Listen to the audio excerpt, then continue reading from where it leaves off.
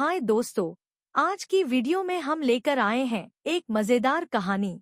और इसी तरह के वीडियो को सुनने के लिए हमारे चैनल DM कार्टून वीडियो को सब्सक्राइब करें, लाइक करें और अपने दोस्तों के साथ शेयर करें। चलिए अब कहानी शुरू करते हैं। अरे बहू रानी तो सारा सारा दिन कमरे में बंद रहती है, कोई काम भी नहीं। मैं तो बोर हो जाती हूँ, क्या करूँ। तभी मीना की सहेली रीना उससे मिलने आती है। अरे मेरे घर का भी यही हाल है, बेटा ऑफिस और बहू कमरे में बंद, समय काटे नहीं कटता। लेकिन अब सच मानो तो वक्त ही नहीं है कि वक्त से रोटी भी खा लूं। अरे बहन, मुझे भी बता दे कौन सा जादू चलाया है। मैं भी अब जिंदगी के बचे कुचे दिन आराम से काट लूं। दीवारें देख देख कर तो बोर हो गई हूँ मैं। रीना मीना को एक स्मार्टफोन देती है। ये ले, ये है वो छड़ी जो जादू करती है। इसमें मैंने तेरा फेक बुक अकाउंट भी बनाया है, एंजल प्रिया के नाम से। बस अब यहाँ दोस्त बना और सबसे बातें कर। सास को पहले तो उतना समझ नहीं आता है, लेकिन धीरे धीरे वो उसकी आदत डाल लेती है। माँ जी जल्दी से खाना खा लीजिए, मुझे थोड़ा काम है। अरे तू जा, मैं खा लूंगी, अभी वक्त नहीं है।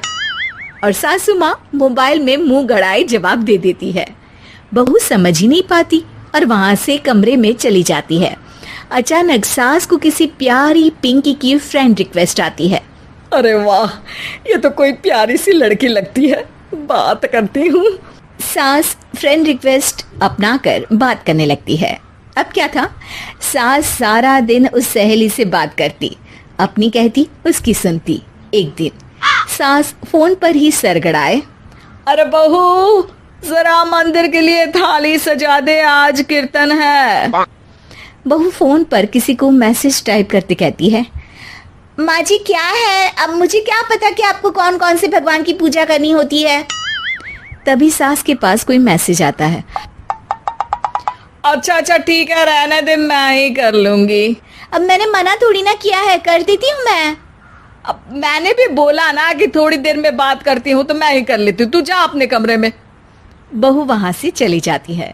सास मंदिर पहुंचती है और मंदिर की सीढ़ियों पर बैठकर सास फोन पर लिखती है, अरे मेरी बहू सारा दिन अपने कमरे में बैठी रहती है।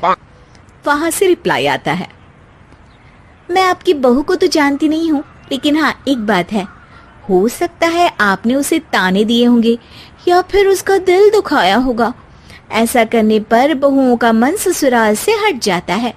याद रखिए, बहू और बेटी में फर्क होता है। सास घर जाती है और बहू से बड़े ही प्यार से बात करती है, उसके लिए खाना बनाती है, उसे गिफ्ट में साड़ी भी देती है। जिसके बाद अगले दिन, माँ जी चलिए, आज मैं भी आपके साथ मंदिर चलती हूँ, आते वक्त भोले भैया के गोलगप्पे खाकर आएंगे। अरे हाँ बहू, ये तो अच्छा है, चलो। सास मन में सोचती है कि उसकी फेक बुक वाली दोस्त कितनी अच्छी है। उसके समझाने से उसे उसकी बहू वापस मिल गई। वो बहू को अपनी दोस्त के बारे में बताने का सोचती है, लेकिन फिर चुप हो जाती है। बहू फोन पर टाइप करती है, मेरी सास मुझे नौकरानी समझती है, एक गिलास पानी तक खुद नहीं लेती। मन तो करता है कि बोल दूं, मैं बहू हूँ, कोई नौकरानी नहीं। वहां से रिप्लाई आता है, देखो तुम्हारी सास को तो मैं भी नहीं जानती, लेकिन वो बुजुर्ग होंगी। पूरा जीवन उन्होंने घर गृहस्थी चूल्हा चौका में निकाल दिया। और फिर तुम ये भी मत भूलो कि जिस पति पर तुमको इतना गर्व है, उसे भी शिक्षा उन्होंने ही दी है।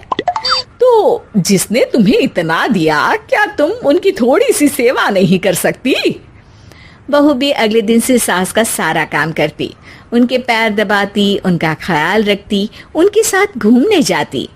एक दिन सास, बहू ये लो मेरा हीरे का हार। पहले तो सोचा था कि अपनी बेटी को दूंगी, लेकिन आज जब मेरे हाथ पैर में दर्द था तो तुम मेरा साथ दे रही थी। समय पर खाना पानी देकर तुमने ही मेरा बुढ़ापे में साथ दिया। उसके हिस्से का बहुत कुछ मैं उसे दे चुकी हूँ, लेकिन ये अब तेरा।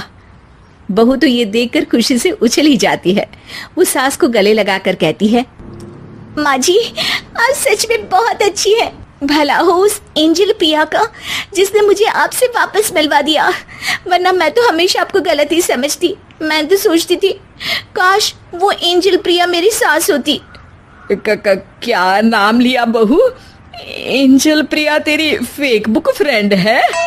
हाँ माँ जी, वो बहुत अच्छी है। उन्होंने ही मुझे बताया कि सास की कीमत क्या होती है। अरे बहू, कहीं तू प्यारी पिंकी तो नहीं?